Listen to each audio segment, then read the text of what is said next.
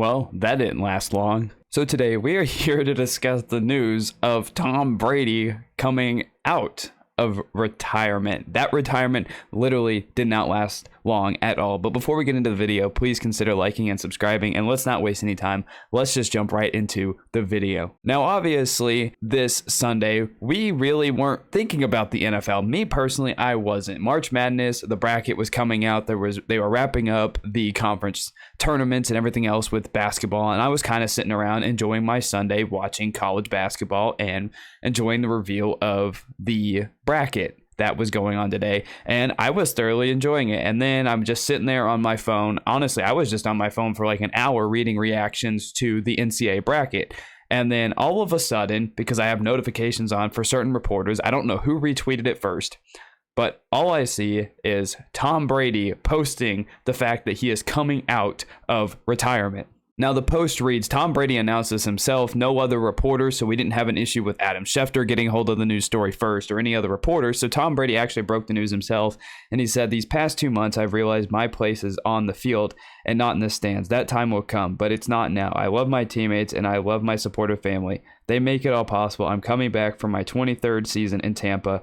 Unfinished business. Let's effing go.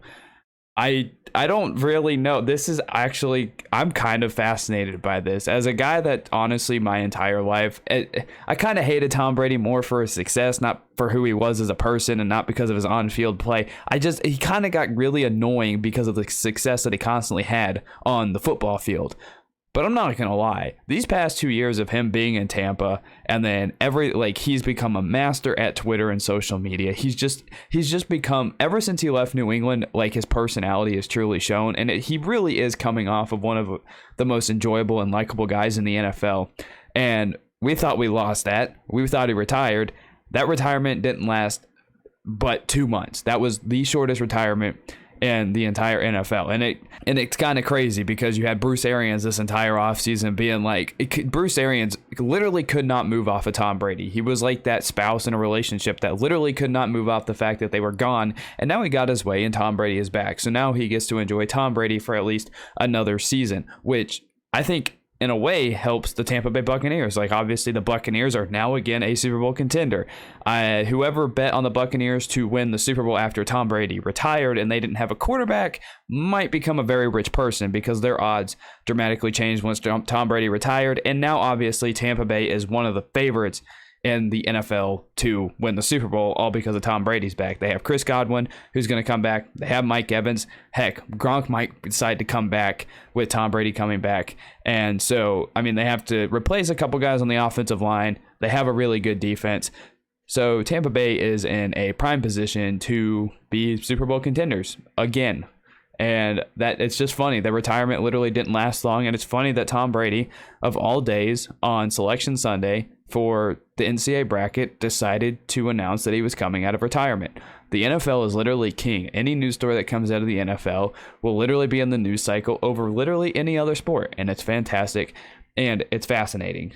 But with Tom Brady coming out of retirement, this also kind of screws over, in a way, other teams and other quarterback situations, because you had Jameis Winston, who I personally thought could have been a guy that could have went to the Buccaneers. You had Deshaun Watson, who could have went to the Buccaneers.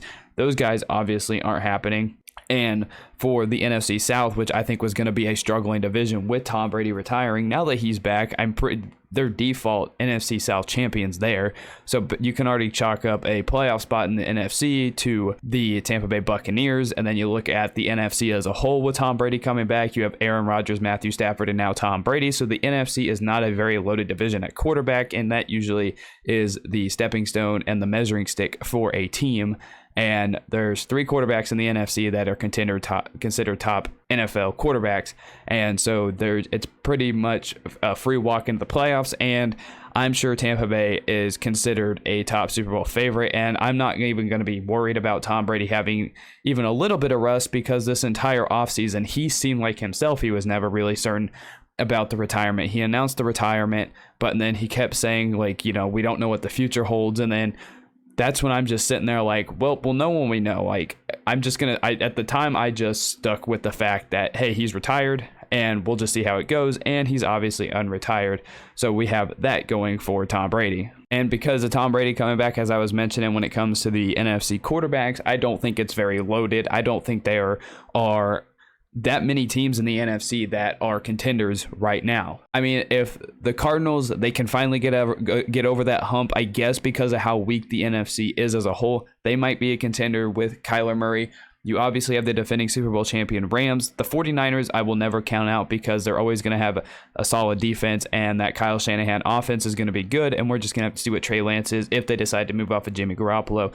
And even if they don't, I still think that the 49ers have a legitimate chance to be contenders in the NFC. Obviously, you have the Buccaneers with Tom Brady coming back, and then you have the Packers with Aaron Rodgers and his decision to come back. So that if I'm counting on one hand, that's only 5 teams in the entire NFC that I really think have a legit chance of contending. And even some of those I'm not even fully confident on. I'm really not confident in the Cardinals and being a contending team with Kyler Murray because, again, they started off hot and they fell off like they did last year. So that leaves and even the 49ers, I don't know how much of them I can consider a legit contender, but they are constantly, when healthy, they are making conference championship games. So now you have the 3 teams, the Rams, the Packers, and the Buccaneers, who I think are the legit top 3 teams in the NFC right now. The 3 teams that really are the only 3 that I think have a viable chance of being Super Bowl contenders in the entire conference. And I think Tom Brady coming back honestly just scares the entire NFL. Now, obviously, with me and the AFC West, and as a Chiefs fan, we have that entire division to deal with now, not just Tom Brady coming back. But if I'm the NFC South, I'm frustrated. I don't know what the word would be. They're just shaking their heads. They're like, we had basically 2 minutes to be like, okay, we're going to rebuild. We have a chance here. We might win the division. We might sneak into the playoffs. We might have a chance here, to be successful for a year without really anybody within the division kind of screwing things up because the South was kind of weak. But now that Tom Brady's back, they are all just sitting there like, well, this is going to take even longer than what we thought. But yeah, Tom Brady basically just let the entire NFC South get their hopes up for 2 months. And he kind of let the entire NFL get their hopes up for 2 months because honestly, as much as I love to harp and hate on Tom Brady, especially when I was younger, I kind of loved or appreciated him a little bit more as I got older. I really do appreciate Tom Brady. I personally do think he is the greatest quarterback of all time, accolades wise, and he's a very smart quarterback. We're not getting into that debate, but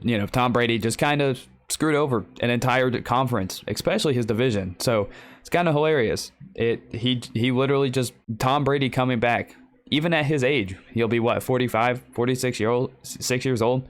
He scares the entire NFL. And I find that really funny that a dude that old scares the entire NFL, and especially his division. And another part of the Tom Brady story is the fact that somebody literally sold what they thought was Tom Brady's last touchdown pass. They sold it for over $500,000 at an auction, they got the football. They bought the football at an auction. And yeah, whoever bought that is probably crying right now because they just lost a boatload of money. But as I was saying, I'm going to be rooting for Tom Brady now.